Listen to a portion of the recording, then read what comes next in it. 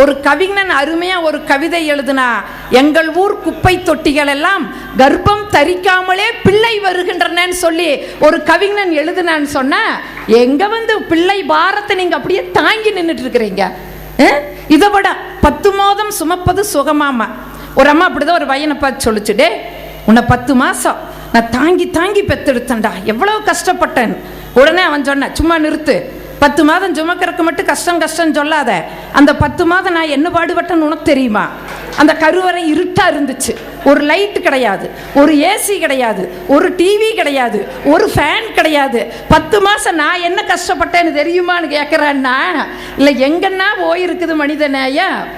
இல்லை நான் கேட்குறேன், இதை விட நடுவர் அவர்களே உண்மைதாம்மா. சரி, இப்போ பிள்ளைகள்லாம் கருவிலிருந்து வெளியே வந்த உடனே அவன் கேட்குற கேள்வி, நானே ஒரு பையனை கேட்டேன், ஏன்டா அவங்க அம்மா அப்பா கொண்டு போய் முதியோர் இடத்துல விட்டான்னு. விஷயம் தெரியாது பேசாதீங்க, நான் குழந்தையா இருக்கும்போது என்னை கொண்டு போய் கிரீச்சில் விட்டாங்க, இன்றைக்கி நான் அவங்கள திருப்பி கொண்டு போய் அங்கே விடுறேன்னா. அவங்க முற்பகல் செய்தது நான் பிற்பகல் செய்கிறேன், அவ்வளவுதான். உண்மைங்க நடுவர் அவர்களே, எவ்வளவோ கஷ்டப்பட்டு ஒரு பெற்றோர்கள் பையனை வக்கீலாங்கினாங்க. அவன் வக்கீலான உடனே முதல் கேஸ் அப்ப மேலே போட்டான், என்ற சொத்தெல்லாம் எனக்கு பிரித்து கொடுறான்னு சொல்லி முதல் கேஸ் அப்ப மேலே போட்டான். இல்லை இது மனித நேயமா? இதை விட நடுவர் அவர்களே, ஆஸ்பத்திரிக்கு எங்கள் ஊருக்கு பக்கத்தில் 2 பாட்டியும் ஆஸ்பத்திரி போனாங்க. அந்த பொண்ணுக்கு ரொம்ப நாளாக குழந்தையில 7 வருஷம் கழித்து குழந்தை பிறந்திருக்குது. அந்த குழந்தைய பார்க்க போன இந்த பெருசுக்கு 2 பார்த்துட்டு பொட்டாட்டு வர வேண்டியதேனா. இது அவர்களை அரைஞ்சி வாங்கிச்சு கையில் எடுத்துகிட்டு 2 பேரும் போனாங்க. போய் பார்த்துட்டு குழந்தைய பார்த்து மூக்கு மொழியாக நல்லா இருக்குதுன்னு சொல்லிட்டு வர வேண்டியதானே.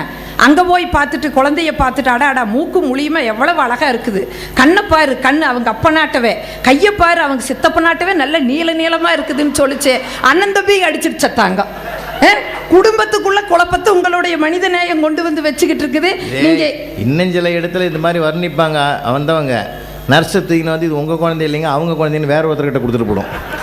நம் மக்கள் பலவிதம். நடுவர் அவர்கள் இன்னைக்கு தேசம் அப்படி போயிடுச்சு. இதை விட எங்க ஊர்ல ஒருத்தர் திடீர்னு ஒரு பெரியவருங்க 65 வயசு ஆயிடுச்சு, நடந்து வந்தவர் அப்படியே கீழே விழுந்துட்டார். விழுந்த உடனே நாங்கள்லாம் சத்தம் போட்டப்ப அரைச்சு பைக் இருக்கிறவங்க ஓடி போய் ஒரு சோடா வாங்கிட்டு வா, சோடா வாங்கிட்டு வான்.